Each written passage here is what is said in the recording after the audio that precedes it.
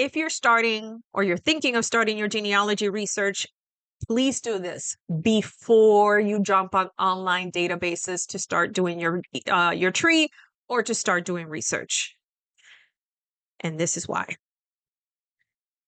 Welcome, everybody. My name is Irisneri Alicea Flores, and I am a Latina professional genealogist and the founder of Descubre tu Historia. So, why should you do these following steps before? First, the why. The why is because when you go onto these online databases, you're going to be, hopefully you're going to go in, you're going to start doing your tree, and you're going to start getting hints, and you're going to start getting hints that are just, documents that might be related to your ancestor. And as your tree grows, it can get very overwhelming. If you do not familiarize yourself with your family as much as possible, before you jump on these databases, it can get easy. You can easily start confusing documents that you think might belong to your ancestors, and they may not.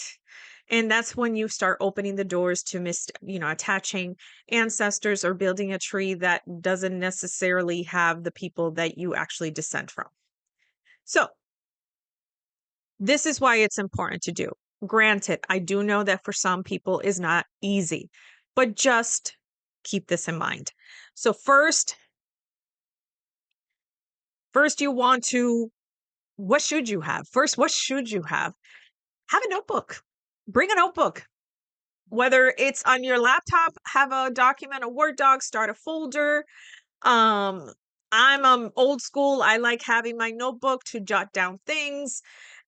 Just have a way to start organizing the information you gather.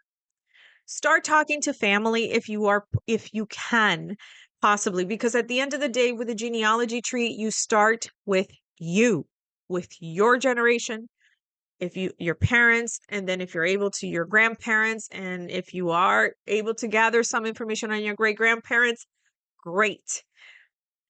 You want to be able to gather some information if possible.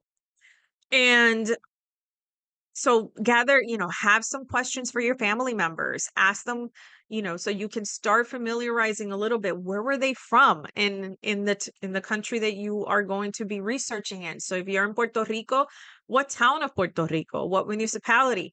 If you're in Mexico, which town, which state in Mexico?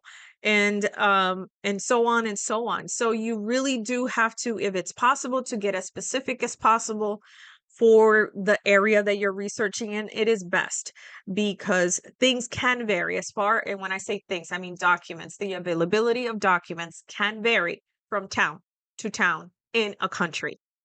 And the next thing is patience. Please be patient. Patience is key.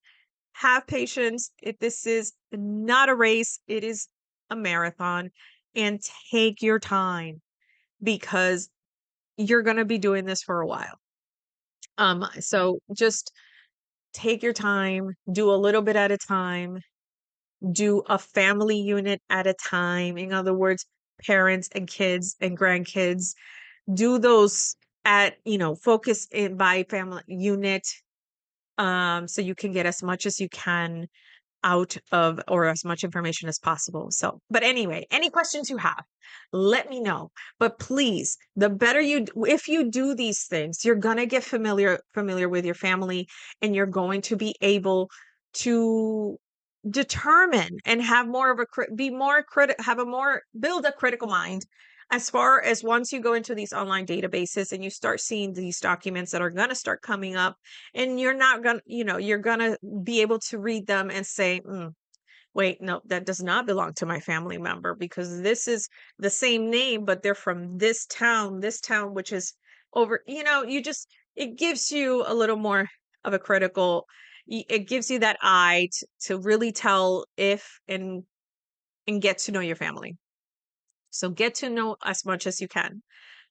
I understand for those that are not able to speak to family members that it is a bit harder. So for you, just write what you know. First, take that notebook and just write what you know or what you think you may know. You never know what information can be useful. All right. So, any questions? Let me know. Bye, everybody.